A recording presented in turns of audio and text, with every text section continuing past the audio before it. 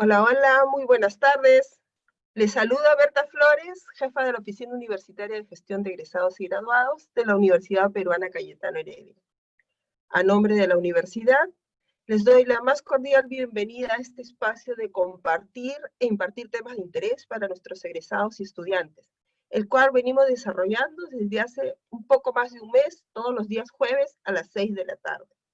Hasta este momento hemos tratado diferentes temas, como ser inteligencia emocional en tiempos de cambio, manejo de estrés y técnicas de relajación, cómo logro mis objetivos profesionales, entrevistas de selección, habilidades de negociación y comunicación efectiva, y cómo elaborar un CV de impacto. Como ven, temas puramente de empleabilidad, de cómo enfrentar situaciones.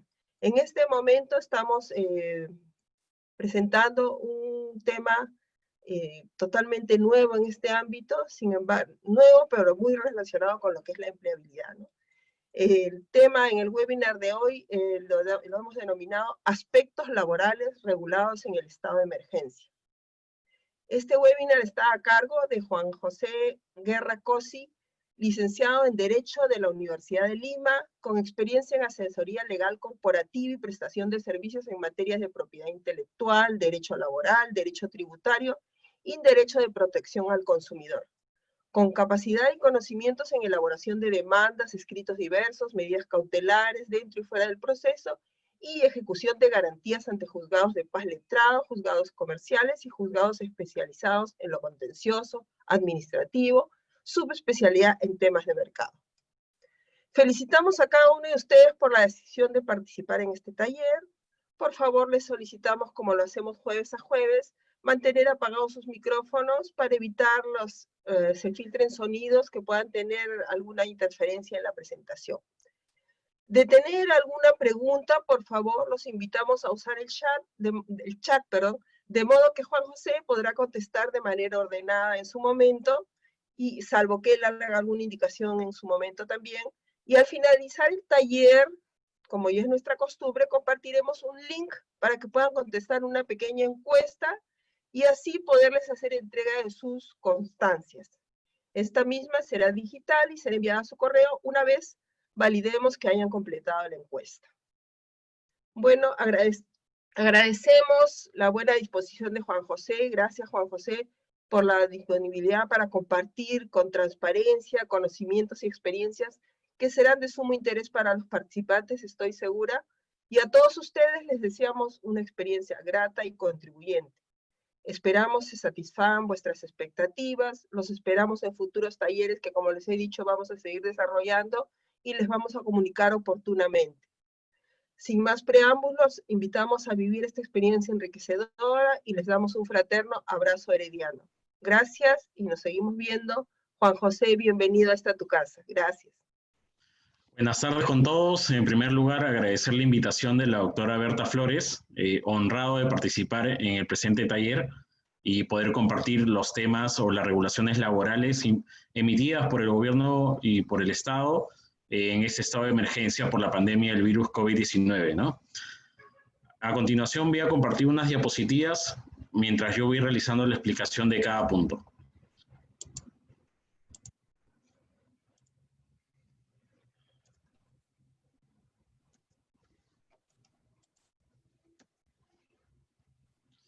Como ya les había mencionado, el taller, y también la doctora Berta Flores, el taller tiene la denominación Aspectos Laborales Regulados en el Estado de Emergencia.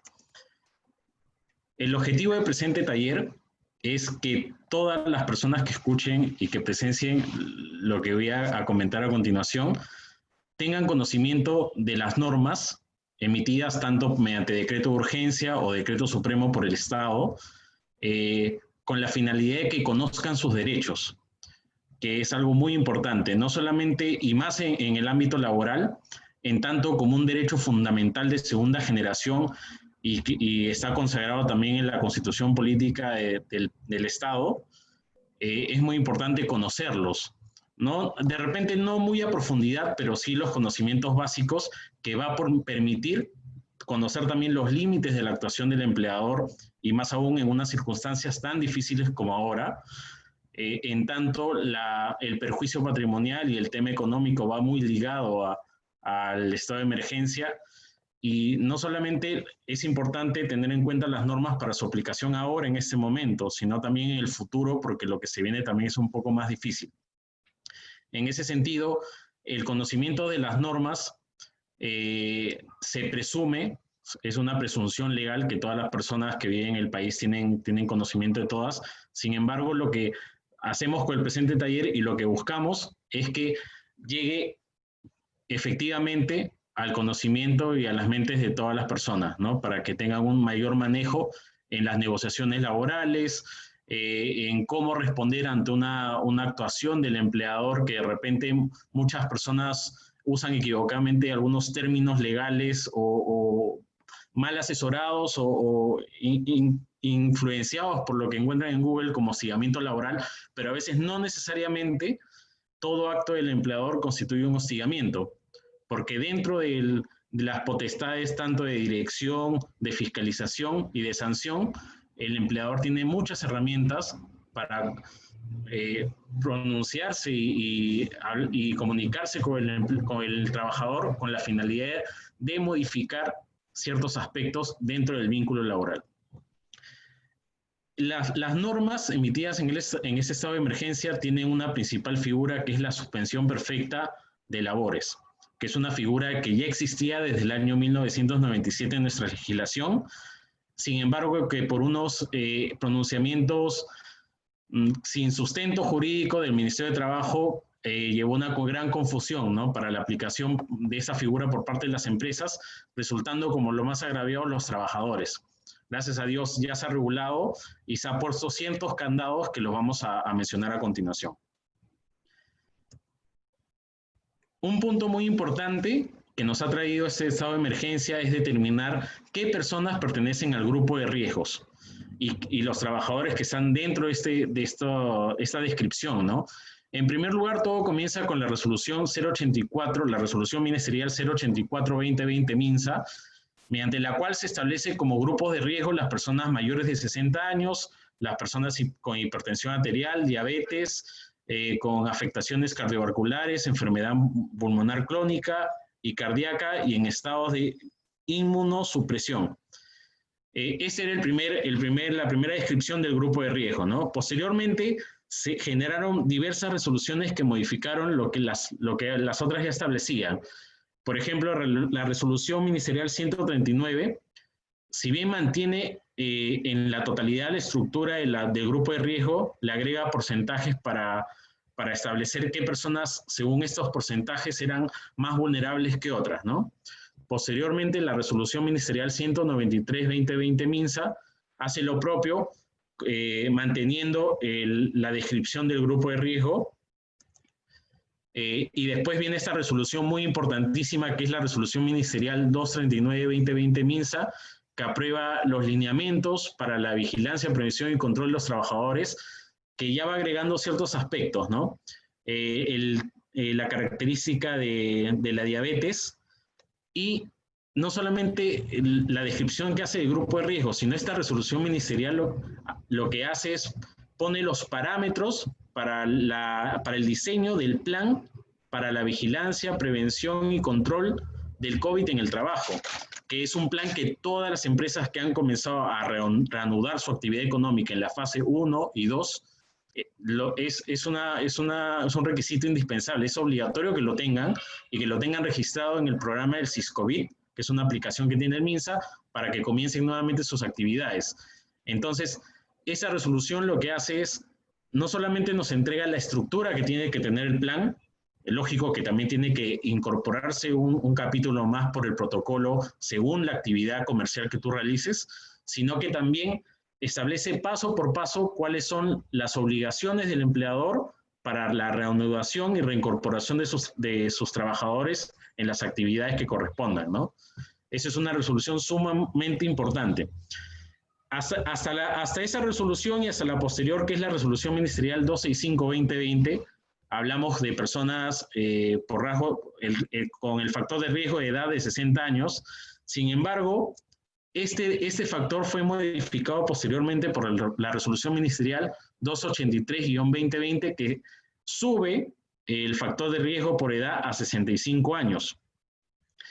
Entonces, Y asimismo se modifica el índice de masa corporal por el tema de la obesidad a 40, antes era 30. El otro aspecto muy importante que hay que tener en cuenta es que no necesariamente los trabajadores que estén dentro del grupo de riesgo tienen tienen muy alto o alto el factor de exposición al virus COVID, como lo establece la resolución 239 que habla del plan de vigilancia, prevención y control del COVID en el trabajo. Lo que pasa es que esa resolución que establece los parámetros pide que todas las empresas en su plan anexen el listado de todos sus trabajadores, los puestos que tienen esos trabajadores, y se debe consignar al lado y marcar con una X en qué nivel de riesgo están, ¿no? Riesgo muy alto, riesgo medio o riesgo bajo.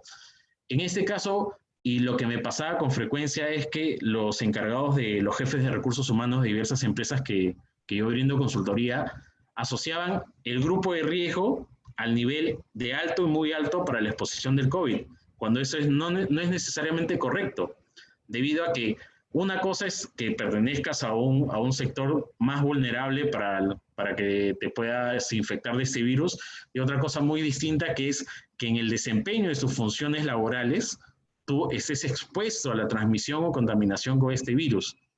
Y por ejemplo, teníamos un trabajador, esta empresa tenía un trabajador de 60 años que en su momento, cuando se elaboró el plan, porque este cambio de rango de edades es último, tiene unos días, en el momento que se elaboró el plan y se subió y se obtuvo la autorización de PRODUCE y del Ministerio de Salud, porque en ese momento se necesitaban ambas autorizaciones, se le había marcado en un comienzo como que esa persona de 60 años estaba expuesta a un riesgo muy alto, o el riesgo de exposición era muy alto.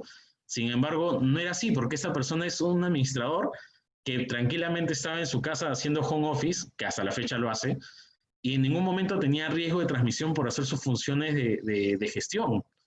Entonces, eso es lo que, el punto que quiero hacer hincapié es que no necesariamente las personas que pertenezcan al grupo de riesgo están en un riesgo alto o muy alto en la exposición del desempeño de sus funciones laborales. Eso es lo que el punto central, la idea principal en ese extremo. Por eso es que, por más que una persona tenga diabetes, tenga cáncer, tenga asma o sea hipertensa, no necesariamente va a tener que estar marcada en el plan como una persona que es más propensa a la transmisión de este virus o la infección de este virus en la ejecución de sus funciones. Es parámetros totalmente distintos. Sin embargo, la norma establece quiénes son las personas que están dentro del grupo de riesgo en virtud a otros beneficios que les mencionaré a continuación. Por ejemplo, el artículo 20 del Decreto de Urgencia 026-2020, que ya nos comienza a hablar sobre el trabajo en vía remoto, o trabajo remoto, como ahora se conoce, establece que lo que tiene que hacer el empleador es priorizar el trabajo remoto de los trabajadores que pertenezcan al grupo de riesgos. En caso estas personas no puedan desarrollar su trabajo vía remoto, van a gozar de una licencia con goce de haber. ¿En qué caso se produce esto? Por ejemplo, yo les mencionaba a una persona de 60 años que en su momento era una persona que estaba dentro del grupo de riesgos, que sí podía hacer home office, ¿no? Pero si nos referimos a una persona de 60 años, bueno, a la actualidad, de 65 o más de 65 años, que es vendedor de una tienda, que lamentablemente no hay forma de que su trabajo sea realizado en home office o vía remoto, sino que necesita su presencia física en el establecimiento comercial del empleador para cumplir sus funciones, a él, en ese momento, según lo que establece la norma, se le otorga una licencia con goce de haber, es decir, que él va a seguir recibiendo su remuneración sin ningún problema, y este aspecto será compensable a futuro. La norma lo que dice es que será compensable a futuro, pero no establece compensable sobre qué. Sobre vacaciones, sobre horas extras, sobre vacaciones vencidas, ganadas o truncas. No lo menciona. Esperemos que en el futuro el el gobierno dé una norma que precise sobre qué serán compensados, ¿no? O de repente ya no podrán ser compensados porque la situación económica de cada empresa ha cambiado, ¿no? Y que después lo veremos en la regulación de la suspensión perfecta de labores, ¿no? Asimismo, el artículo 4 del decreto de urgencia 038, que regula la suspensión perfecta de labores en el estado de emergencia en sí, pero ojo que ya existía en la legislación, señala que el empleador tiene que agotar todos los mecanismos alternativos para los trabajadores que pertenezcan al grupo de riesgos con la finalidad de no mandarlos a la suspensión perfecta, ¿no? Entonces, en todo caso, cuando esas personas no puedan hacer home office, o sea, trabajo remoto, o no se les puede otorgar una licencia con goce de haber porque esa norma ya establece el perjuicio económico que se generó, que se ha venido generando con la para de ciertas actividades. ¿Por qué? La empresa no puede otorgar simplemente una licencia con goce de haber porque no tiene cómo pagarlo. Hay varias empresas que lamentablemente no tienen un capital atrás de sustento y su capital de trabajo que le quedaba se agotó en el primer mes, ¿no? Entonces, la norma se refería a que el empleador tiene que agotar todos los mecanismos alternativos, que es el punto posterior de análisis, por ejemplo, goce de vacaciones, vencidas o ganadas, goce de vacaciones truncas, goces de vacaciones futuras, reducción de remuneración, reducción de jornada laboral con reducción de remuneración, pero lamentablemente la norma no precisa, no se basa en un punto económico, ¿no? Si la empresa no tiene liquidez, no tiene capital de trabajo, entonces, lógico que si no puede otorgar una licencia con goce de haber, menos va a poder otorgar o aplicar un mecanismo alternativo, ¿no? Para mantener el vínculo laboral. Entonces, pero eso es lo que establece la norma. Posteriormente, el numeral 5.3 del artículo 5 del Decreto Supremo 011-2020, en el cual se dictan disposiciones adicionales al Decreto de Urgencia 038-2020, establece y ya pone un candado, ¿no? En la aplicación de suspensión perfecta de labores para trabajadores que pertenezcan al grupo de riesgo. Dice que la suspensión perfecta de labores no puede transgredir los derechos constitucionales, no puede transgredir los derechos de las personas con discapacidad, las personas que están contagiadas con COVID, que tampoco pueden se les puede aplicar la suspensión perfecta, ellas sí gozan de una licencia con goce de haber, y tampoco los trabajadores que pertenezcan al grupo de riesgo por factores de edad o factores clínicos. Con esto, muchas empresas de repente que estaban pensando o que habían incorporado en el listado de sus trabajadores objeto de la suspensión perfecta, se veían obligados a retirarlos de la lista y aplicar la licencia con goce de haber, o en un mejor escenario, o en otro escenario, porque no quiero catalogar si es bueno o malo, depende de la decisión de cada empresa, aplicar un mecanismo alternativos que gocen de vacaciones anticipadas o las vacaciones ganadas, ¿no? Pero ese es un punto muy importante porque después de que sale esta norma, ese decreto supremo 011-2020-TR, a todas las empresas que habían presentado su solicitud de suspensión perfecta de labores, se les otorgó 5 días para subsanar y adecuar su solicitud a las nuevas disposiciones dictadas, con la finalidad de que los empleadores se dieran cuenta de que tenían que sacar de la lista a los trabajadores que pertenezcan a un grupo de riesgo, ¿no? Y aquí es muy importante resaltar lo fundamental de que cada empresa cuente con un sistema de seguridad y salud en el trabajo implementado. Porque ¿cómo yo sé que una persona pertenece al grupo de riesgo? No necesariamente ahora por el tema del virus COVID-19 hay que hacerles exámenes clínicos, ¿no? Exámenes médicos ocupacionales. Esa es una obligación que existe hace años atrás, con la ley de seguridad y salud en el trabajo y su reglamento. Entonces, si una empresa ha venido realizando los exámenes médicos ocupacionales, tiene que saber cuáles de sus trabajadores sufren de una afectación pulmonar, de un tema de hipertensión, de un tema de diabetes. Entonces, porque el trabajador, y lamentablemente pasa en el país, no cumple las normas, o lo hace en papeles y no lo plasma como debería ser y como es el objetivo de la ley de seguridad y salud en el trabajo, y no realiza los exámenes, simplemente llama a sus trabajadores o se busca un médico ocupacional que firme los documentos y al final todos están sanos cuando no necesariamente es así. Y lo que se trata de evitar en este punto es poner en riesgo la salud de los trabajadores que sí pertenecen al grupo de riesgo que es más vulnerable a la transmisión y la infección de este virus, ¿no? Pero yo resalto el tema de los exámenes médicos ocupacionales que se da en el marco del sistema de seguridad y salud en el trabajo, ¿no? Es muy importante porque el resultado de estos exámenes le va a servir al empleador para tomar la decisión de quiénes son personas vulnerables y quiénes no son personas vulnerables dentro del grupo de riesgo, ¿no? Eso es súper importante. En ese punto, en ese extremo, les voy a comentar sobre el teletrabajo y el trabajo remoto. Si bien hay diferencias doctrinarias y diferencias en las normas que regulan cada una de estas instituciones del derecho laboral, por ejemplo, el teletrabajo está regulado por la ley 336 y su reglamento aprobado por Decreto Supremo 09-2015, TR. El trabajo remoto es algo nuevo, ¿no? Es algo nuevo que recién se ha regulado con el Decreto de Urgencia 026-2020 y con la resolución ministerial 072-2020 TR, que es la guía para la aplicación del trabajo remoto.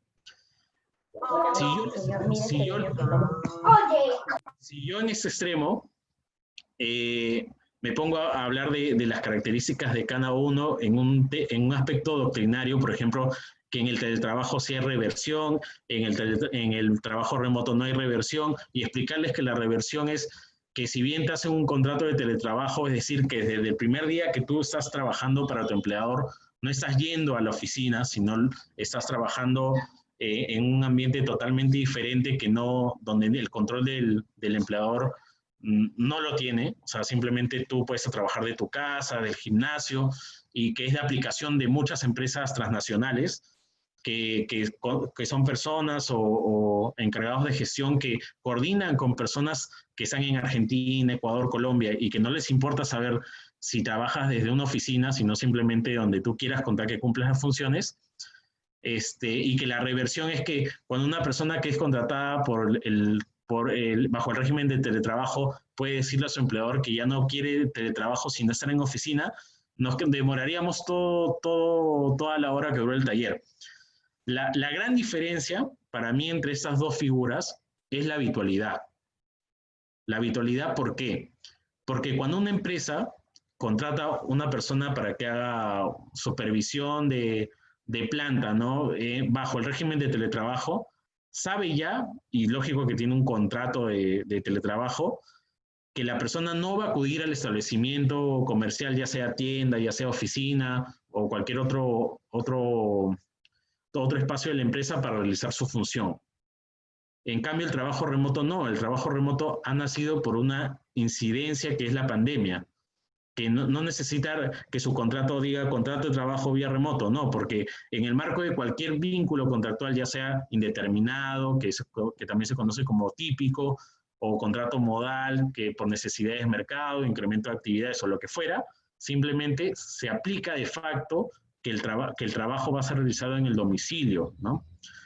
Algunos doctrinarios dicen que la diferencia es que el teletrabajo es que el trabajador realice sus funciones en cualquier sitio fuera del control físico del empleador, y que el trabajo remoto es que solamente lo puede hacer desde su casa. Pero, bueno, en verdad eso es una diferencia aplicable solamente a las circunstancias actuales, ¿no? Porque yo no puedo salir de mi casa por el estado de emergencia, porque han decretado también el horario de inmovilización absoluta, ¿no? Entonces, más que eso o de los temas específicos, la gran diferencia, y sin entrar a un tema de que el teletrabajo constituye un género y el trabajo remoto es una especie del género, o es un hijo del trabajo remoto, es un hijo del teletrabajo, yo creo que la habitualidad es muy importante en esto, ¿no? Más allá de entrar a temas netamente doctrinarios de la reversión o de que el trabajador, el empleador en el teletrabajo sí tiene que facilitar todos los mecanismos, ¿no? Computadora, internet, porque el teletrabajo, según la exposición de motivos de la ley, fue imaginada para facilitarle el acceso al trabajo de las personas con discapacidad. Pero yo creo que por ahí no iba el tema de la ley, ¿no? No iba la voluntad de la ley. Yo creo que el teletrabajo es algo que se implementa en países de primer mundo y que no necesariamente a personas con discapacidad, ¿no? Sino a personas totalmente que cuentan con todos sus sentidos bien, gracias a Dios, en bien funcionamiento, ¿no? Pero por ir por un tema de discapacidad tampoco creo que sea lo resaltante en eso, simplemente, como vuelvo a repetir, la habitualidad. Para mí, la habitualidad es lo que distingue el teletrabajo del trabajo remoto, porque recién el trabajo remoto se ha incorporado en nuestra legislación solamente por este estado de emergencia, hasta que dure el estado de emergencia, ¿no? A continuación, les voy a mencionar las medidas necesarias para mantener el vínculo laboral. Ya en el extremo que comentamos sobre los grupos de riesgo, o qué trabajadores están dentro del grupo de riesgo según la descripción del Ministerio de Salud, en el Decreto Supremo 011-2020-TR, que dictaba disposiciones adicionales al Decreto Supremo 038-2020 sobre la suspensión perfecta de labores, en su artículo 4 establece, yo le denomino mecanismos alternativos, pero la norma lo que dice es medidas necesarias para mantener el vínculo laboral. Pero para mí es algo alternativo, porque si no puedes aplicar la suspensión, tienes que verte forzado a aplicar una de esas sugerencias legales, ¿no? En el primer punto, otorgar el descanso vacacional adquirido y pendiente de goce. Es decir, que si tu trabajador digamos, ya tiene un capital reducido, no tiene mucha liquidez, pero ya se va proyectando a que, bueno, en el peor de los escenarios comenzará a funcionar en la fase 4 de la apertura económica o reanudación económica, que será en agosto. Entonces ya va diciendo, ¿no? Mejor te voy pagando tus vacaciones, tu goce de vacaciones, para que la liquidación me quede un poco más corta. Entonces, lo que dice la ley ya lo permite. ¿Qué es lo que pasa? ¿Qué hicieron muchas empresas, no? Las empresas, cuando comenzó el estado de emergencia el 16 de marzo del presente año, comenzó a mandar a sus trabajadores de vacaciones. Y eso, para mí, es un aspecto que resulta ilegal, debido a que las vacaciones, si ustedes buscan una norma que diga cuál es la finalidad de las vacaciones, no lo van a encontrar. No lo van a encontrar porque simplemente las normas que regulaba el descanso anual obligatorio, todo, son normas que ya vienen de años atrás y que tanto el Tribunal Constitucional y la Corte Suprema han venido desarrollando en diversos pronunciamientos. Entonces, la Corte Suprema establece que las vacaciones tienen como finalidad la recuperación de la energía del trabajador, no solamente de energía física, sino también emocional. Entonces, uno se pregunta, ¿no? ¿Es correcto mandar de vacaciones a un trabajador en esas circunstancias? Ojo, estoy hablando de antes de que salga esta norma, ¿no? Este decreto. Cuando no puedo salir de mi casa, bueno, hasta salir de mi casa me estresa porque como todos nosotros sabemos, ir al mercado ya no es lo mismo que antes, hay que hacer colas, hay escasez de productos en ciertas zonas. No puedo movilizarme tranquilamente, no podía movilizarme con mi mascota, no puedo salir acompañado de otra persona porque solamente se permite la salida de una persona por hogar a hacer las compras o comprar medicamentos. Entonces, ¿es correcto aplicar vacaciones? Antes de esta norma, para mí no era correcto, sino era ilegal. Muchas empresas lo hicieron. Bueno, el trabajador tiene la potestad de presentar su denuncia ante la Superintendencia de Fiscalización Laboral para que en un procedimiento sancionador, por iniciativa de parte, se determine si corresponde o no corresponde y si la decisión del empleador fue buena. Sin embargo, lo que hace el Estado es legalizar el otorgamiento de vacaciones. Antes de la norma, algunos empleadores tenían la duda, sí, no, pero algunos la aplicaron a sus trabajadores, otros no. Pero con esta norma ya no hay duda, sí te pueden mandar de vacaciones. Entonces, quieras o no, la norma dice, se privilegia la negociación con el trabajador, pero siempre el empleador está en una mejor posición de negociación, ¿no? ¿Por qué? Porque él es el que paga, es el que que tiene conocimiento más de todas las cosas sobre el trabajador, ¿no? Es una presunción y es a veces una realidad. También lo que también se reguló en este artículo 4 del Decreto Supremo 011-2020 es acordar mediante soporte físico virtual el adelanto de descanso vacacional a cuenta del periodo vacacional que se genera a futuro. Como ya les mencionaba, lo que permite esta norma es que te manden a vacaciones a cuenta de las vacaciones que tú generes a futuro. O sea, si tenías 5 días de vacaciones truncas, lo que te van a hacer es gozarlas, te van a mandar a gozar los 5 días de vacaciones truncas, y todos los días, por ejemplo, te mandan 30 en total, los 25 días restantes te los van a descontar de todos los meses de trabajo posterior que tú generes, ¿no? Entonces, cuando llegue tu liquidación, no vas a tener ningún día de vacación pagado porque ya te los imputaron en contra de las vacaciones adelantadas, ¿no? Tercero, acordar mediante soporte físico o virtual la reducción de la jornada laboral diaria o semanal con la reducción proporcional de la remuneración. Ya. Cuando un empleador ya no puede cubrir la totalidad de tu sueldo, entonces, pero sigue siendo un elemento importante para la empresa. Necesita que sí cumplas con ciertas funciones, entonces, pero ya no tantas horas, porque lo que hacía el trabajo remoto es que tú cumplas todas las horas, pero trabajando desde tu casa. Entonces, lo que hago es reducirte tu jornada laboral, ya no vas a trabajar 8 horas, sino vas a trabajar la mitad, pero te voy a pagar la mitad de la remuneración. Entonces, con esto, lo que tú haces, el trabajador se ahorra un poco y se ajusta a su situación económica, y tú no dejas de percibir un ingreso, ¿no? Esa es la lógica del Estado cuando emite esta salida, ¿no? Sin embargo, a conocimiento y por experiencia, no conozco empresa que haya aplicado esta sugerencia legal, ¿no? Le llamo sugerencia porque a veces no entiendo el sentido de las disposiciones legales en el estado de emergencia y resultan medio ambiguas, ¿no? Así como con algunos mensajes que recibimos. Pero seguimos, ¿no? En el punto 4 es acordar mediante soporte físico virtual la reducción de la remuneración de los trabajadores.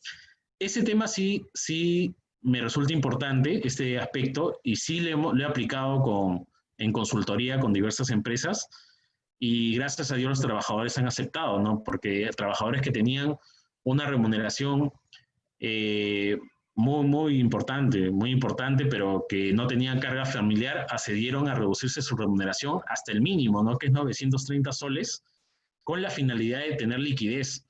Porque los primeros meses, si ustedes recuerdan, el gobierno dio ciertas disposiciones para que los trabajadores retiren CTS, que es la compensación por tiempo de servicio, y la AFP para ciertos extremos, ¿no? Ciertos supuestos. No haber aportado 6 meses y después se amplió el rango de aportación para que puedas retirar de esos 2.000 soles de la AFP, ¿no? No haber aportado en febrero, no haber aportado en marzo, o que tu remuneración sea menor a 2.400 soles, o los trabajadores que están bajo la suspensión pueden sacar 2.000 soles, que también es un tema que se ha quedado trabado porque hasta la fecha, sin resolución del Ministerio de Trabajo que apruebe la suspensión perfecta de labores, los trabajadores no pueden acceder a este beneficio de retiro de los 2.000 soles. Un tema que ha quedado muy en el aire, ¿no?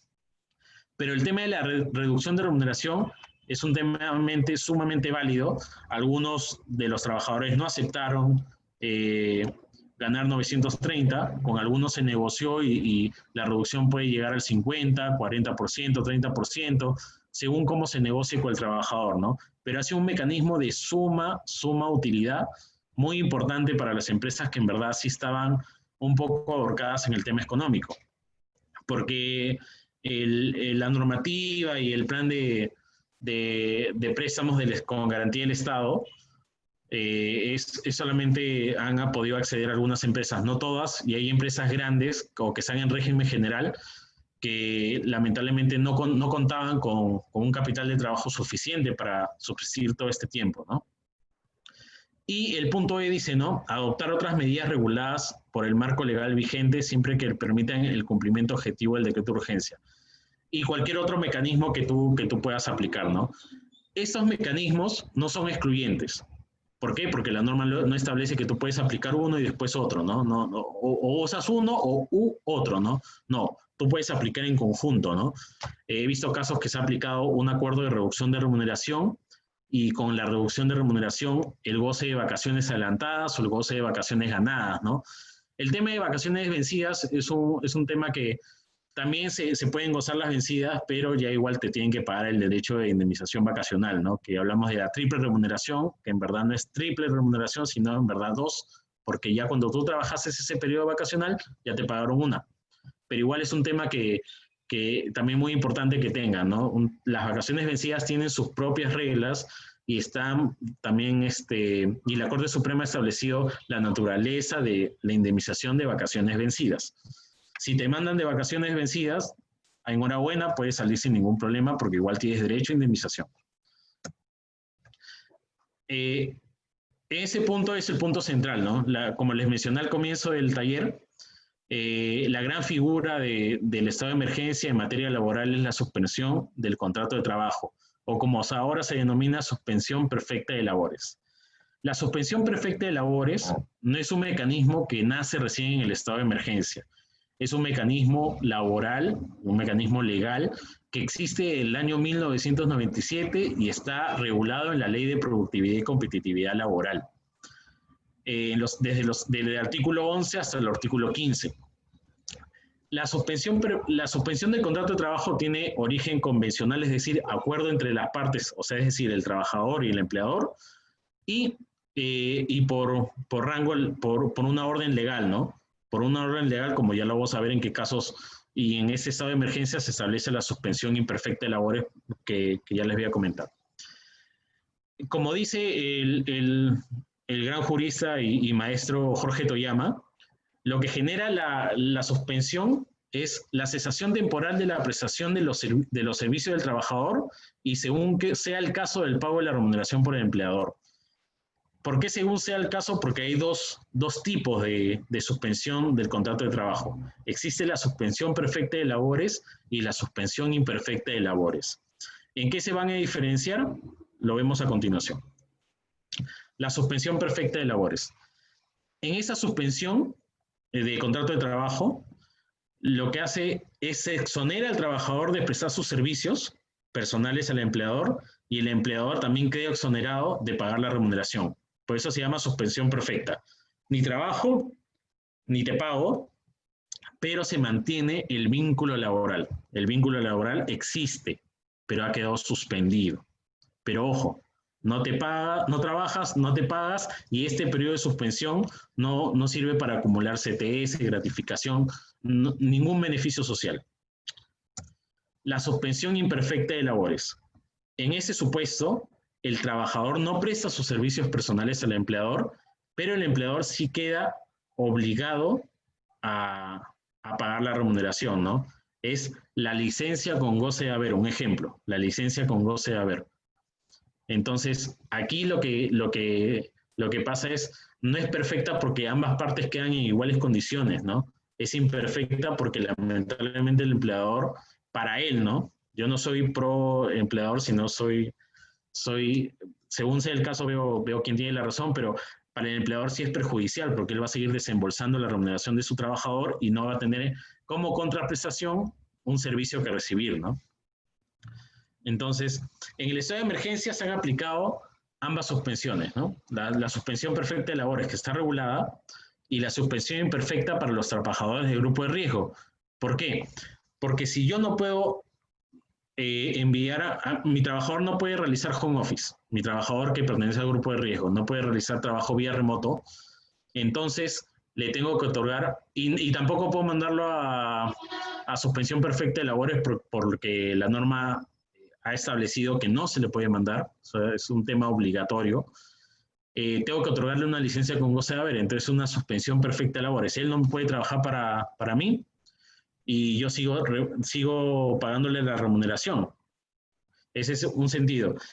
Y el otro aspecto es las interrogantes de la aplicación de suspensión perfecta de labores, como les dije, fueron regulados por el Decreto de Urgencia 038 y después por el Decreto Supremo 011-2020-TR, regulando ciertos candados, ¿no? cuando la norma establece, ¿no?, medidas necesarias para mantener la vigencia del vínculo laboral, en verdad no era medidas necesarias. Yo creo que la asumida de la norma resulta engañosa, porque esto estaba regulado en el artículo 4 de este decreto supremo 011-2020-TR, pero en el artículo 5 te establece que si tú no has aplicado ninguno de los mecanismos necesarios para mantener el vínculo laboral, no puedes, o si no has agotado la negociación con el trabajador para aplicar estos mecanismos, no puedes mandar a suspensión a tu trabajador. Algo que resulta, bueno, no tan acercado a la realidad, porque lamentablemente lo que las empresas vienen arrastrando es una pérdida económica, ¿no? Han pasado más de 50 días la gran mayoría de empresas sin actividad, más de 50 días sin tener ningún ingreso, ni venta al por mayor, ni venta al por menor, absolutamente nada, porque es arrastrado, ¿no? Si una empresa se dedica a la venta al por mayor de instrumentos musicales, de productos eléctricos, y sus proveedores chiquitos, sus clientes chiquitos, no pueden vender tampoco, entonces, ¿cómo van a tener ingresos? Y peor aún, si tienen establecimientos propios y no han podido abrir, ¿cómo se genera el ingreso? Entonces, aquí los candados creo que han sido en exceso, porque las empresas, sí o sí, cuando presenta su solicitud de suspensión perfecta de labores, va a estar sujeto a una fiscalización, una revisión por parte de la Superintendencia de Fiscalización Laboral. En este aspecto, la SUNAFIL lo que va a hacer es hacerte requerimientos de información, verificar si fue correctamente o no aplicado la suspensión perfecta de labores, te va a revisar al límite cuál es el nivel de afectación económica, porque el análisis de afectación económica está regulado también en el Decreto Supremo 038, según el pago de tu planilla, cuánto corresponde en porcentajes del ingreso mensual obtenido el mes anterior a la aplicación de la suspensión. O sea, son cosas que permite tener un control de si estuvo bien o mal aplicado la suspensión perfecta de labores. Por eso es que ponerle más candados o innecesarios al empleador para que pueda aplicar esa figura, no lo creo correcto, a mi forma de ver. Entonces, como ya les mencionaba, en el estado de emergencia se reguló la suspensión perfecta de labores con el decreto de urgencia 038, ¿no? Pero antes de este decreto de urgencia tan famoso, ya existía la suspensión perfecta de labores. Y existía desde el año 1997 con la Ley de Productividad y Competitividad Laboral. Y en el caso concreto de lo que estamos pasando, existe el artículo 15 de la Ley de Productividad y Competitividad Laboral que establece, ¿no? En el caso fortuito y la fuerza mayor, facultan al empleador sin necesidad de autorización previa a la suspensión perfecta de labores, hasta un máximo de 90 días, con comunicación inmediata a la autoridad administrativa de trabajo. Deberá, sin embargo, de ser posible, otorgar vacaciones vencidas o anticipadas y, en general, adoptar medidas que razonablemente eviten agravar la situación de los trabajadores. La autoridad administrativa de trabajo, bajo responsabilidad, verificará dentro del 6º día la existencia y procedencia de la causa invocada. De no proceder, la suspensión ordenará la inmediata reanudación de las labores y el pago de las remuneraciones por el tiempo de suspensión transcurridos. ¿Qué es lo que pasa y qué se ha venido generando en el estado de emergencia? Antes de que salga la norma del decreto de urgencia 038, muchas empresas ya se habían acogido a este artículo 15 de la Ley de Productividad y Competitividad Laboral. Ya habían mandado a sus trabajadores a suspensión perfecta de labores. Sin embargo, esta norma, yo creo que comete un gran error el Estado a no regular la suspensión perfecta de labores a partir de lo que establece la norma. Esta norma que ya existía, ¿no? Y que sigue siendo válida. Porque esta norma establece un candado de tiempo. Tú puedes aplicar la suspensión perfecta de labores, ok, está bien, pero un máximo de 90 días. Claro que se aplica por caso fortuito o fuerza mayor. Explico brevemente, haciendo un paréntesis. El caso fortuito se denomina en la teoría inglesa como actos de Dios, ¿no? Act of God. Entonces, acá se entra todo lo que es los desastres naturales, veamos, ¿no? Maremotos, terremotos, todo lo que puede ser natural, algo que no está vinculado a una decisión de alguien, ¿no? Y la fuerza mayor son los actos prince, los actos de gobierno, los actos del príncipe, ¿no? En ese caso, la inactividad económica de las empresas que solicitaron la suspensión no se debe a un desastre natural, a un caso fortuito, sino se debe a un supuesto de fuerza mayor, porque es la decisión del gobierno quien ha impedido que a las empresas realizar, ¿no?, su actividad económica. En ese caso se aplica la suspensión por motivo de fuerza mayor. No se necesita autorización previa, simplemente, por ejemplo, en mi consultoría se enviaba la carta vía mesa de partes virtual al Ministerio de Trabajo, se envió una carta, se anexa toda la información de los trabajadores, números telefónicos, emails, cargos, remuneración y la notificación previa, porque un paso para aplicar la suspensión antes de las normas dictadas en el estado de emergencia es avisarles primero a tus trabajadores desde cuándo y hasta cuándo vas a ir a suspensión, para que tenga claros el cómputo de los plazos, ¿no? Para llegar a esos 90 días. Y se pagaba una tasa en línea y se enviaba todo, ¿no? Toda la solicitud, y la autoridad administrativa de trabajo, como fue un tema excepcional y es un tema que nadie estuvo preparado para vivir lo que estamos viviendo, no respondió en los 6 días hábiles, ¿no? No fiscalizó, no llamó, no respondió, y todas las empresas tuvieron como válida la aplicación de la suspensión porque no había una norma que oportunamente regule esta figura oportunamente, ¿no?, en el estado de emergencia. Después, con la suspensión perfecta de labores, con el decreto 038, ¿no?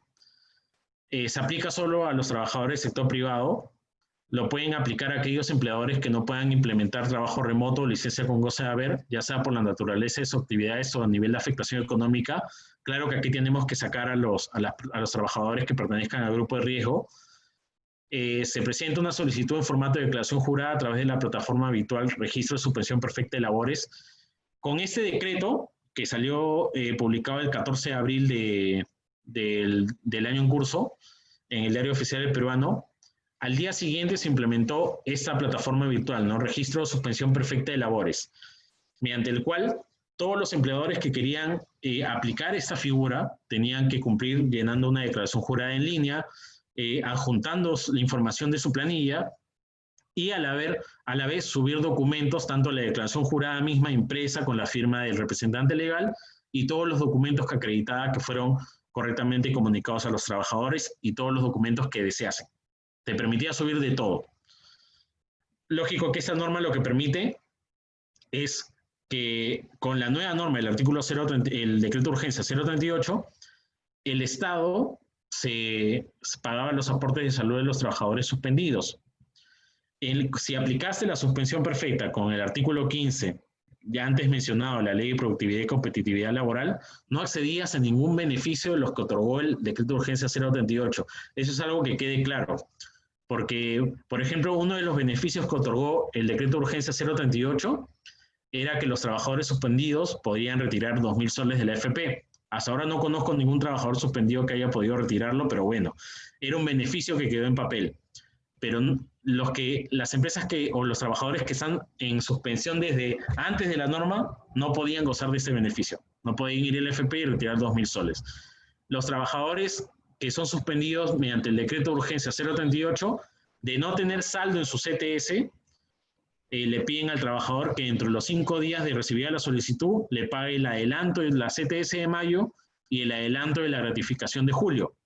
Los trabajadores que fueron suspendidos con la antigua norma, y que sigue vigente, con el artículo 15, tampoco no pueden acceder a ese beneficio.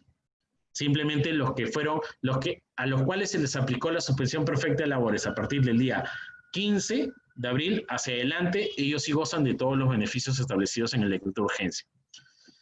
Y peor aún, un problema que ha traído esa mala regulación de la suspensión perfecta de labores en el estado de emergencia, ¿no? Este decreto 038, decreto de urgencia 038. Si ustedes se acuerdan, en el artículo 15 establece que la suspensión perfecta de labores podrías aplicarla a un máximo de 90 días la nueva norma establece que tú puedes aplicar la suspensión perfecta hasta 30 días del vencimiento del estado de emergencia sanitaria. ¿Ya? El estado de emergencia sanitaria vencía en junio, perdón. Sin embargo, ahora por lo establecido en el Decreto Supremo 020-2020 Salud, se ha ampliado hasta el 7 de septiembre del 2020. Entonces, los trabajadores pueden estar suspendidos hasta el 7 de octubre del 2020. Es decir, hablamos de abril, quincena de mayo, quincena de junio, quincena de julio, quincena de agosto, quincena de septiembre, quincena de octubre. Hablamos de 6 meses de suspensión. Entonces, ¿es correcto tener suspendidos a los trabajadores por 6 meses? ¿Es lo que ha facultado esa norma a los empleadores? Yo creo que no. Yo creo que ya el derecho ya se convierte en un abuso, ¿no? Porque lamentablemente, ¿qué hace un trabajador suspendido por 6 meses, ¿no? Pero algunas personas, ¿no?, dirán, no, pero se mantiene el vínculo laboral. Después de que termine todo, el trabajador se asegura que va a seguir trabajando y que va a tener un trabajo estable. Sí, pero ¿de qué va a vivir estos meses, no? La CTS, que es que actúa como un seguro, que es una compensación por tiempo de servicio, cuya finalidad es usarlo cuando no estés trabajando. Por eso es que lo retiras al término de tu trabajo, si es que quieres retirarlo de un centro de labores respectivo, ya te lo agotaste. Y el mecanismo del FP, ya te pusieron los candados para que también sea un cierto monto y ya no puedas retirar más. Entonces, las decisiones del gobierno, lamentablemente, en las regulaciones laborales, han afectado el bolsillo del trabajador formal. Si bien de repente nadie se imaginó el impacto o la amplitud del estado de emergencia sanitaria, a la fecha sí hay que ser críticos, ¿no? Porque cuando uno toma una decisión legislativa o una medida administrativa, tiene que ponerse en el peor de los escenarios para ver a futuro y tomar las decisiones con las consecuencias que va a traer, ¿no? En ese momento, si analizamos ya, la CTS se terminó toda, la FP ya estamos con candados, entonces es contraproducente ese aspecto de la amplitud de la aplicación de la suspensión perfecta de labores con el decreto de urgencia 038-2020, ¿no? Y justo el Ministerio de Trabajo emitió un comunicado confirmando que las empresas pueden implementar y aplicar la suspensión perfecta de labores hasta el 7 de octubre del 2020, que es bastante tiempo, ¿no? Entonces, como ya les había mencionado, algunos beneficios. Beneficios para los trabajadores suspendidos en el marco del decreto de urgencia 038-2020. Retirar de su cuenta STS el importe equivalente a una remuneración por cada mes de suspensión vencido. En ese aspecto, ¿no? Yo gano una remuneración de 2.000 soles por cada mes de vencimiento. Se me aplicaron del 15 de abril al 14 de junio, de mayo, perdón, voy a poder ir al banco o a la entidad financiera donde está mi CTS y retirar una remuneración. Y así cada mes, ¿no? Cada mes voy a poder retirar. Los trabajadores suspendidos, en caso de no tener saldo en la CTS, podrán solicitar el adelanto del pago de la CTS de mayo y la gratificación de julio. Esto ya se los había mencionado. Si yo, con las primeras medidas adoptadas por el gobierno central, ya retiré toda mi CTS, porque no hay muchas personas que dejen su CTS de su primer trabajo hasta ahora, puedes ir a tu empleador y solicitarle que te pague en 5 días. No es un por favor, es una solicitud, es una orden, porque está en la ley, que dentro de los 5 días de presentar tu solicitud te paguen tu adelanto de CTS de mayo y gratificación de julio, prorrateados al mes, hasta el mes que trabajaste, ¿no? Si es abril, te lo prorratean hasta abril y te pagan ahí. Y si es mayo, te lo prorratean hasta mayo, ¿no? Pero es una orden, no es una solicitud. Retirar el importe de 2.000 soles del fondo de la AFP, que hasta ahora, de las suspensiones que ha actuado, no conozco ningún trabajador que la AFP le haya facultado esta salida, ¿no? O esa solicitud, ¿no?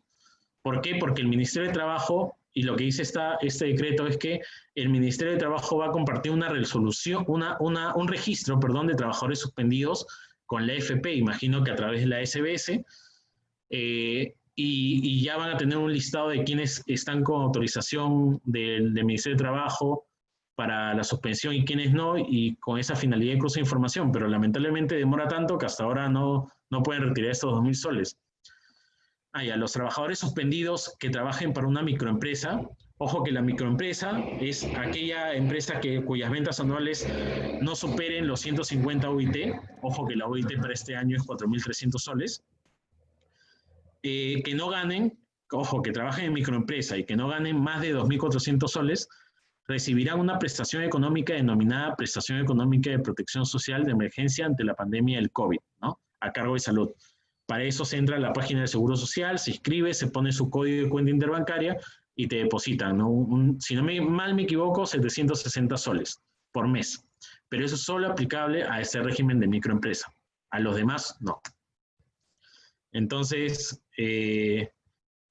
agradeciendo la atención que han brindado al presente taller y esperando que haya sido del todo claro como ustedes han podido esperar para la explicación de estos dispositivos legales y estas figuras laborales que se han aplicado en el estado de emergencia, concluyo la explicación de los aspectos regulados en materia laboral en el estado de emergencia. Gracias por su atención. Muchas gracias, Juan. Buenas noches con todos. Les saluda Chelsea Dávila de la Oficina de Egresados y Graduados de la Universidad Cayetano Heredia. Agradecemos la participación de todos ustedes en este webinar y también agradecemos a Juan por su tiempo, por haber tenido la disposición de poder explicarnos, ¿no?, sobre estos temas que muchos de nosotros tenemos dudas. Quería comentarles que en el chat pueden hacer las consultas que tengan para que Juan pueda responderlas. Y también comentarles que voy a enviar a través del chat una encuesta de participación para que al finalizar el taller les pueda hacer entrega de sus constancias digitales, como ya les habíamos comentado al comienzo. Entonces, si tienen alguna consulta, por favor no se olviden de enviarla a través del chat y yo también estaré enviando el link para la encuesta.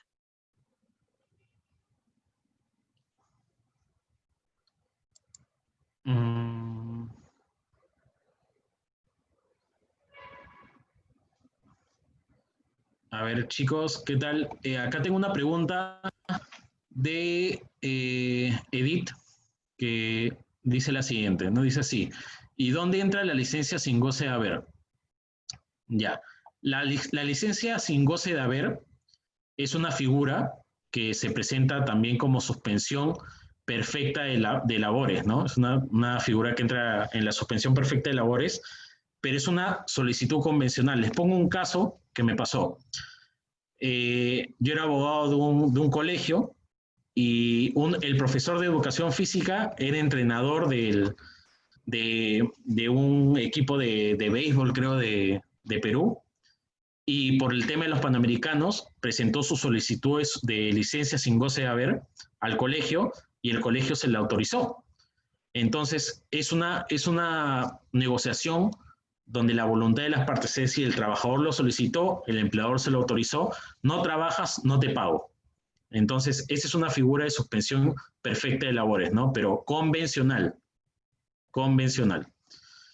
Tengo otra pregunta que es: ¿pagarán gratificaciones completas en julio? Realizado por Luisinho. Estimado Luisinho, si estás en suspensión y no tienes saldo en tu cuenta STS, tú solicitas a tu empleador que te pague dentro de los 5 días de presentado tu solicitud, tu gratificación de julio. Pero ojo que esto va a ser prorrateado hasta el último mes que trabajaste. ¿Ya? Si tú has trabajado hasta junio, porque es lógico que se calcula la gratificación del 1 de enero hasta el último día de junio, tú vas a recibir la totalidad de la gratificación. Si no has trabajado, estás bajo suspensión o has firmado un acuerdo de licencia sin goce de haber, ¿no? O cualquier otro mecanismo, te lo van a prorratear. Acá hay otra pregunta de Jessica Coyagua.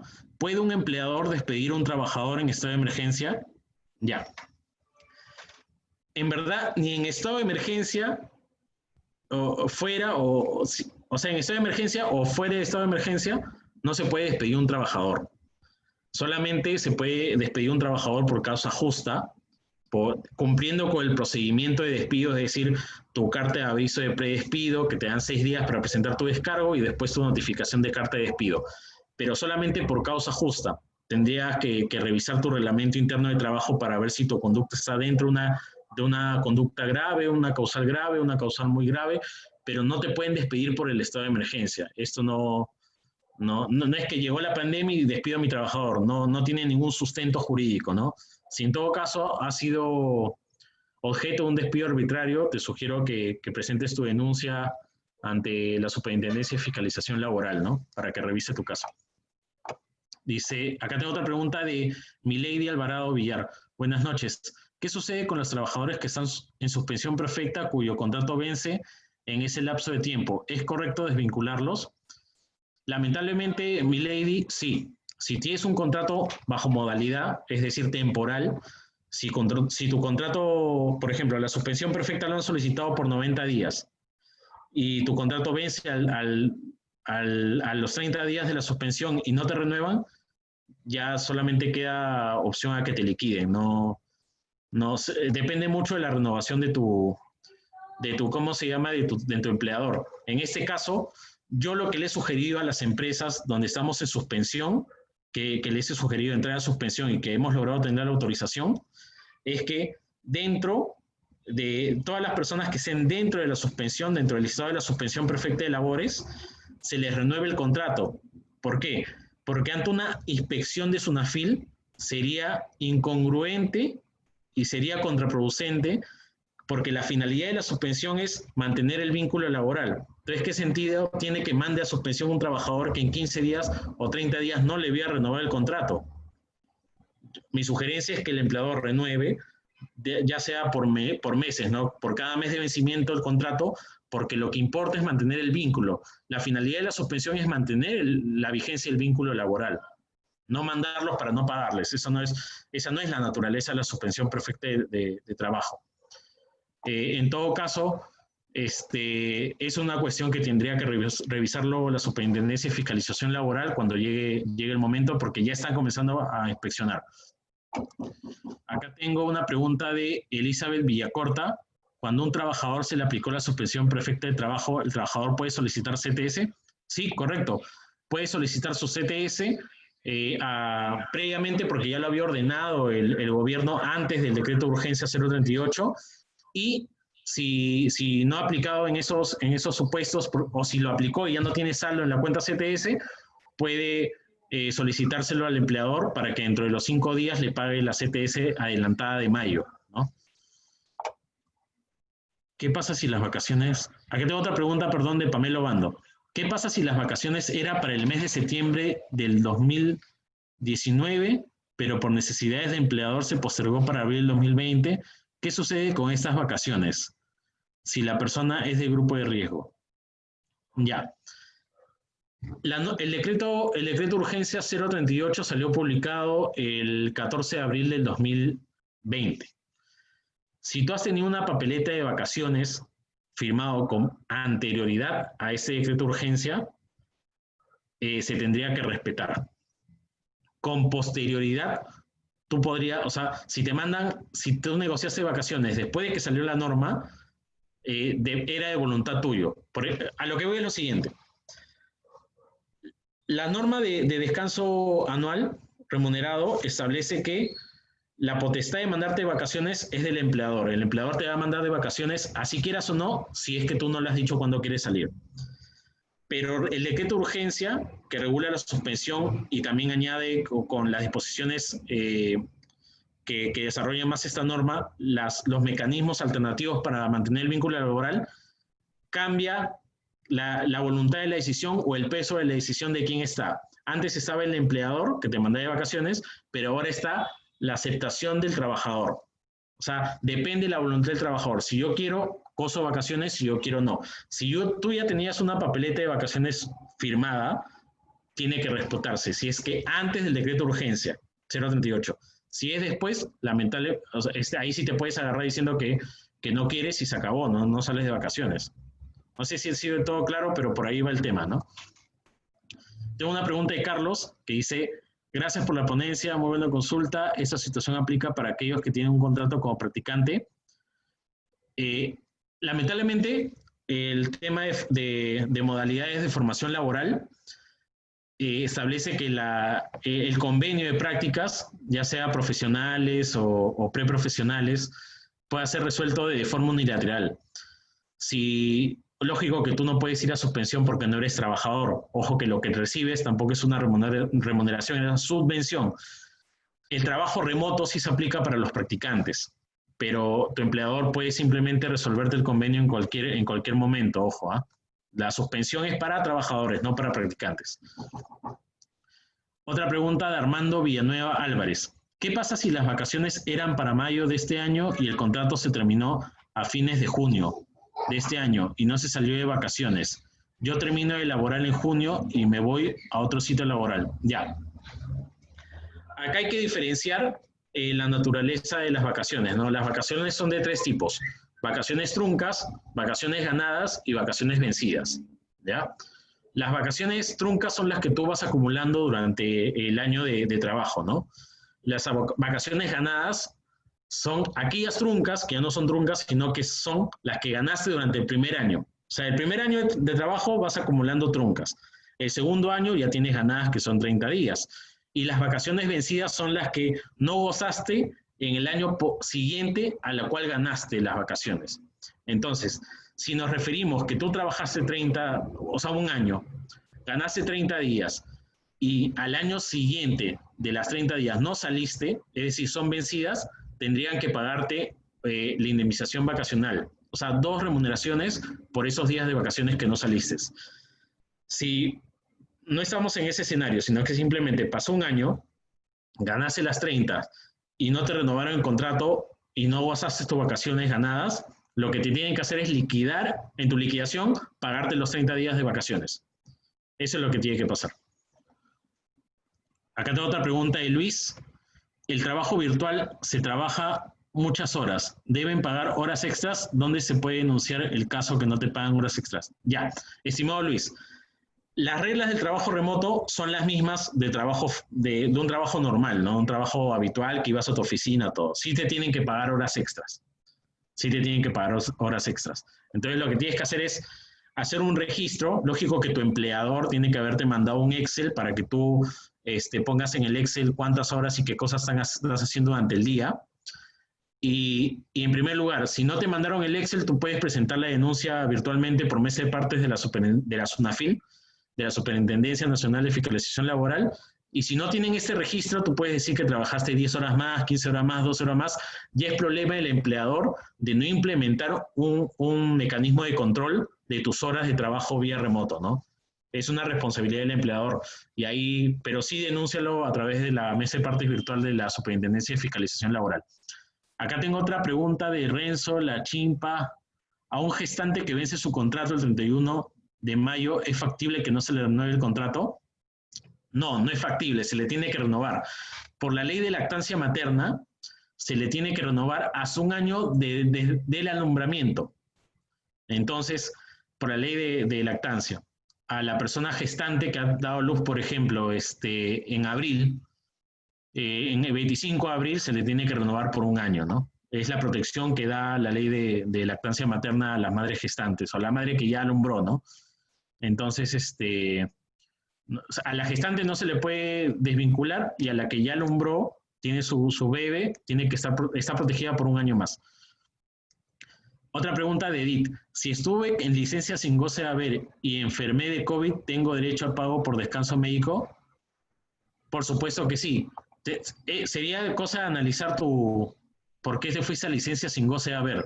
No entiendo. ¿Firmaste un acuerdo privado con el trabajador? Eso sería una pregunta. Sería de analizarlo caso concreto. Igual, todas las personas que se enferman de COVID tienen una protección especial por las leyes, tanto el decreto urgencia 026, que tiene que gozar de licencia con goce de haber, ¿ya?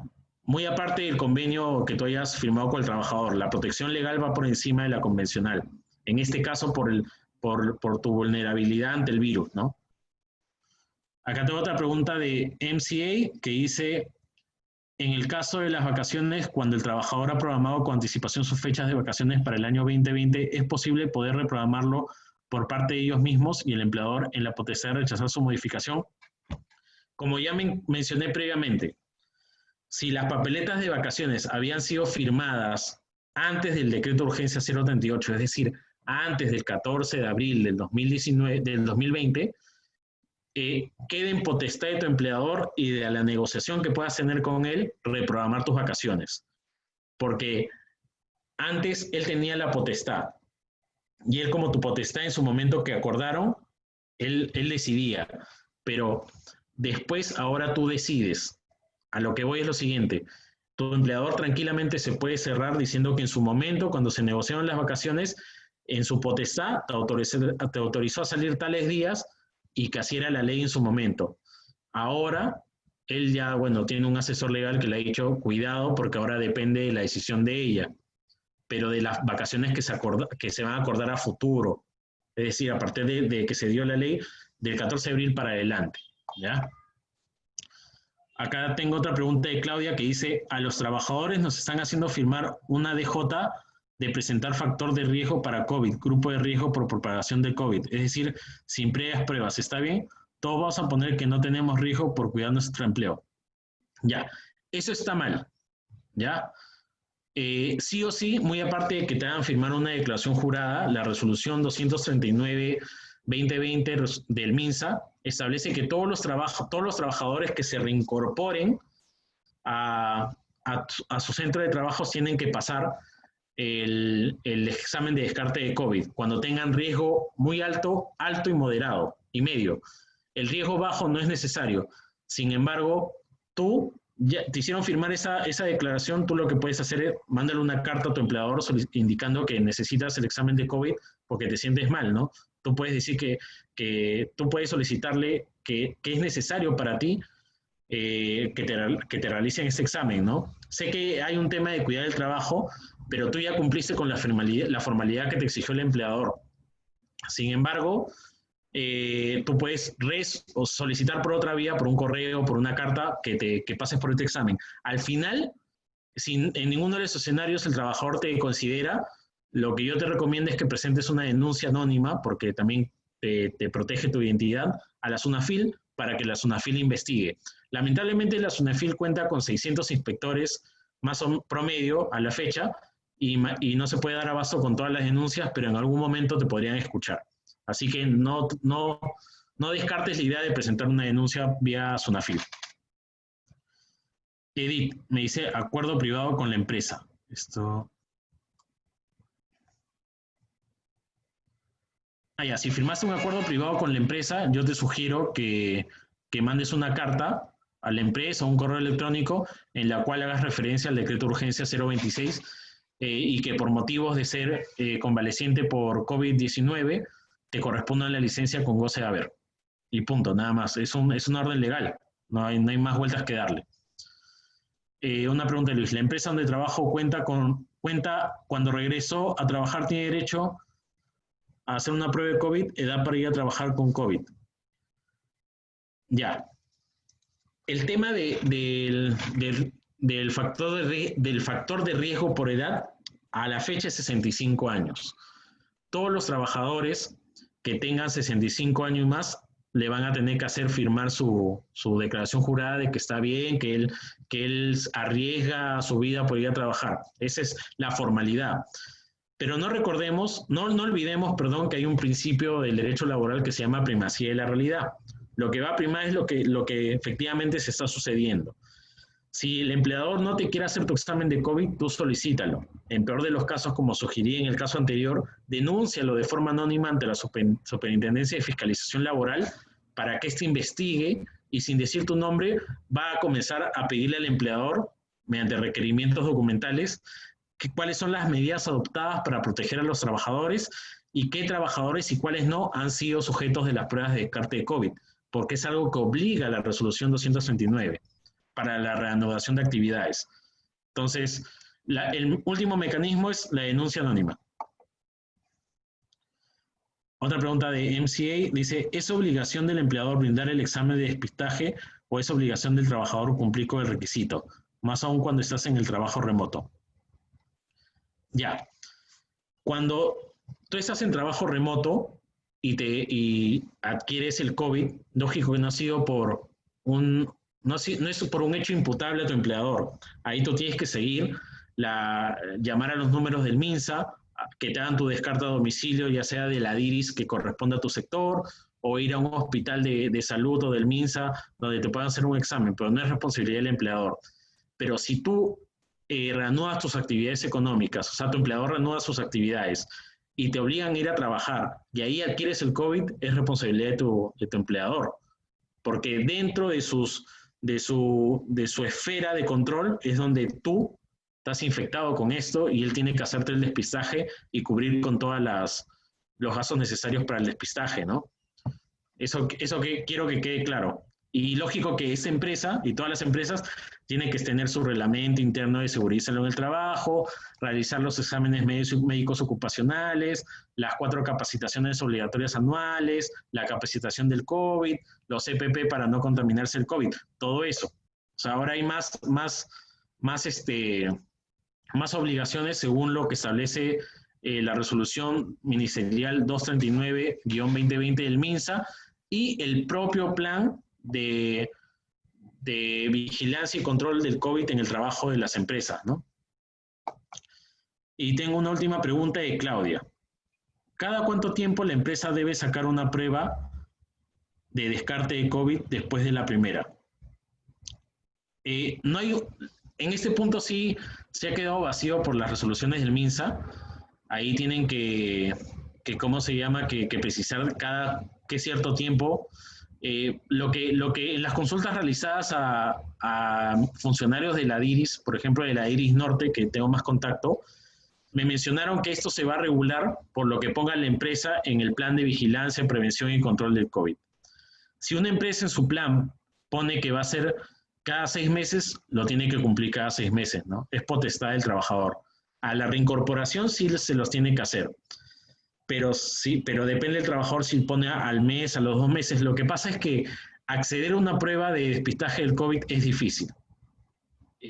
Ahora es un poco más fácil que antes, pero es muy difícil igual.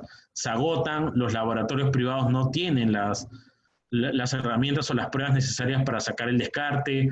Entonces, imagínate cuántas empresas se están reactivando en esa fase 1 y fase 2, que es una guerra por obtener estos benditos descartes. Entonces, va a regularse por lo que establezca el empleador. Si el empleador no puede, por ejemplo, he visto un plan de prevención, vigilancia y control de COVID que dice que se le va a hacer al momento del ingreso de los trabajadores, cuando se reanude la actividad, y después se hará cuando se encuentre a disposición del libre mercado en las farmacias locales, porque es una empresa que no puede asegurar en un futuro cuándo va a poder hacer otro examen de COVID.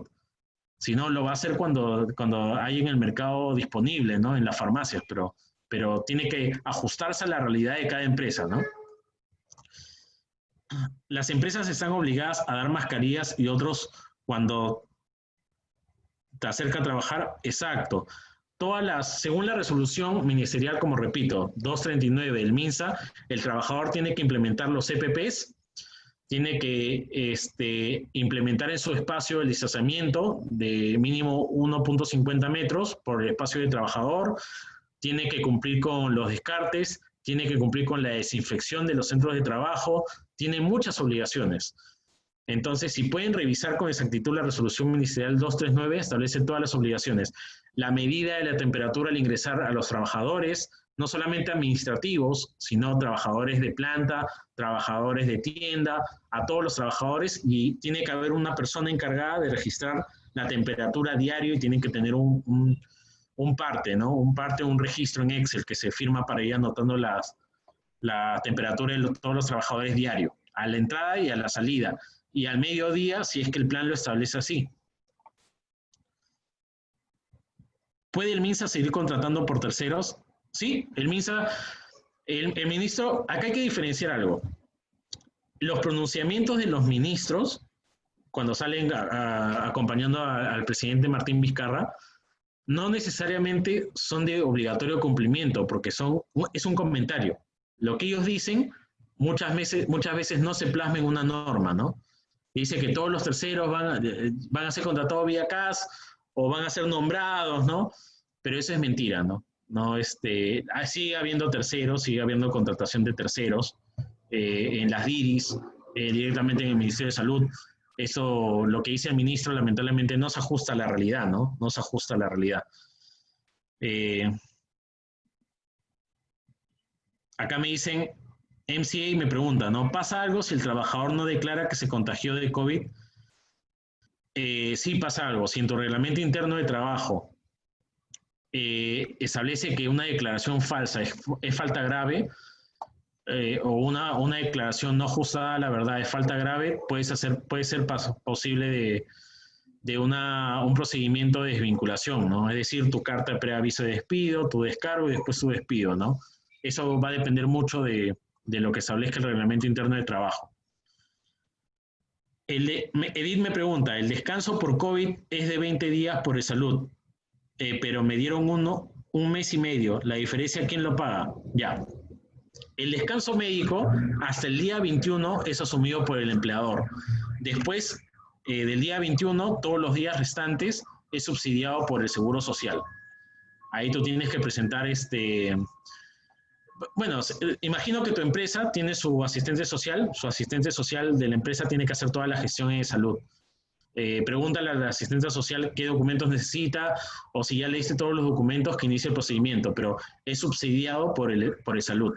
O sea, el empleador te lo paga a partir del día 21 y después ya el empleador se arregla con el salud y le pide que el retorno del subsidio, ¿no?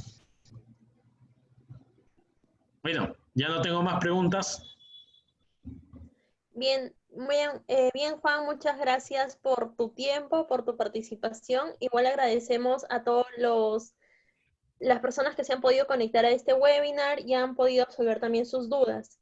Como ya les había comentado, les estoy enviando la encuesta para que puedan completarla y así nosotros poder hacer entrega de su constancia de participación. Igual les comento que en las próximas semanas también tenemos otros webinars que lo estaremos publicando en nuestras redes sociales. Los invitamos a seguirnos como egresados y graduados UPCH y Bolsa de Trabajo UPCH. Muchísimas gracias nuevamente por su participación. Los esperamos pronto. Gracias a ti también, Juan. Eso fue todo por hoy y hasta una próxima oportunidad. Gracias. Gracias. Hasta luego.